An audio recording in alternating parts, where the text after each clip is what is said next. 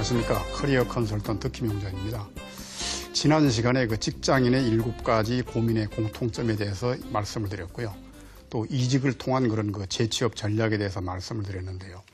오늘은 이 재취업 가운데에서도 직업 자체를 바꿔서 옮기는 전직에 대한 이야기를 말씀을 드리고, 그 다음에는 이직이 되었든 전직이 되었든 재취업을 해서 새로운 직장에 갔을 때 그곳에 무사히 정착하기 위한 주의사항에 대해서 말씀을 드리도록 하겠습니다. 우리가 일반적으로 이제 이직과 전직에 대한 것을 같이 혼용을 하는 경우가 많습니다. 그러니까 둘 다 직장을 옮기는 것이라고 이렇게 사용하는 경우가 많은데요.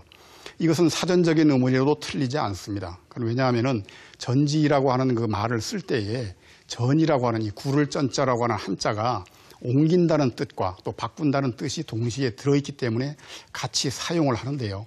일부에서는 이직과 전직을 구분해서 사용하기도 합니다. 이직은 자기가 하는, 본인이 하는 일은 그대로 둔 채로 직장을 옮기는 것을 뜻하고, 전직은 직장을 옮기면서 동시에 본인이 하는 일도 바꾸어서 옮기는 것을 전직이라고 하는 경우가 있습니다. 저는 오늘 편의상 이 전직의 의미를 후자의 개념으로 보고 이 부분에 대한 설명을 드리고자 합니다. 그리고 이 전직에 대한 말씀을 드리기에 앞서서 우리가 직업이 무엇인가 하는 이 직업의 본질에 대한 이야기를 먼저 말씀을 드리고 가겠습니다. 왜냐하면은 이 직업이 본질이 무엇이냐 하는 것을 정확히 이해하는 것이 많은 직장인들이 이직과 전직을 올바르게 하는데 상당히 도움이 되기 때문에 그렇습니다. 제가 외부 강연을 갔을 때에 많은 청중들에게 자주 하는 질문 가운데 하나가 뭐냐면은 직업이란 무엇입니까? 이런 질문을 자주 합니다. 그러면은 그 질문들은 청중분들이 먹고 살기 위해서 돈 버는 일입니다. 이렇게 답변을 많이 합니다. 그 가운데서 조금 나이가 지긋하신 분은 고상하게 생계 유지를 위해서 재화를 획득하는 수단입니다. 이렇게 이야기를 하는데 결국 둘 다 같은 뜻이죠. 그리고 둘 다 어떻게 보면은 간단 명료하면서 실질적인 답변입니다. 그러나 그 답은 직업의 개념에 대한 완전 정답은 아닙니다. 반만 맞는 답일 수 있습니다. 그건 왜냐하면은 직업이라고 하는 말 속에는 두 가지의 의미가 들어있기 때문에 그렇습니다. 여기 이제 나와 있는 것처럼 직업을 어원적으로 분석을 해보면은 직이라고 하는 것은 흔히 많은 그런 청중들이 답변하듯이 생계 유지를 위해서 재화를 획득하는 수단으로서의 의미가 있습니다. 그리고 뒤에 있는 업은 이와 좀 다릅니다. 그러니까 그 일을 통해서 본인이 어떠한 생활에 있어서 만족과 보람을 얻는다든지, 또는 그 일을 통해서 남에게 봉사한다든지, 또는 사회에 기여하는 측면, 또 더 나아가서는 본인이 가지고 있는 능력이나 소질을 최대한도로 개발해보는, 흔히 우리가 말하는 자아실현이라고 그러죠. 그런 자아실현을 성취하는 그런 수단으로서의 의미가 있습니다.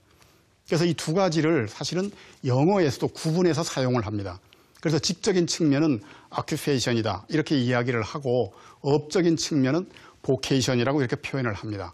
그리고 특히 이 vocation이라고 하는 업적인 측면을 더 극명하게 극적인 쪽으로 표현을 할 때에는 콜링이라는 말을 쓰기도 합니다. 이 콜링이라고 하는 것은 번역을 할 때 소명 또는 사명, 조금 종교적인 용어입니다만은 부르심 이렇게 이제 뜻하는 겁니다.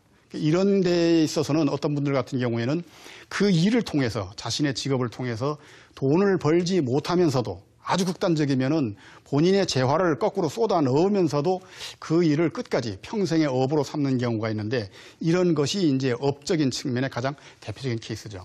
그러나 일반인들인 이제 저희로서는 그런 경지까지 갈 수는 없지만, 적어도 우리가 재취업이든 취업이든 직업이라고 하는 것을 선택할 때에는 이 두 가지의 균형을 굉장히 생각을 해야 됩니다. 다시 말씀드리면은 우리가 너무 현재 사람들이 직적인 측면에만 몰려있기 때문에 이 업적인 부분에서의 어떤 만족도라든지 행복감을 느끼지 못함으로써 계속 돌고 도는 이러한 재취업의 순환에 빠지게 되는 경우가 많다는 것입니다. 자, 이러한 직업의 뜻을 잘 음미하면서 전직에 대해서 우리가 주의할 점이 돼가지고 살펴보도록 하겠습니다. 전직을 할 때에도 7가지의 주의사항이 있는데요. 첫 번째 가장 중요한 것은 라도나 인생을 꿈꾸지 말라는 것입니다.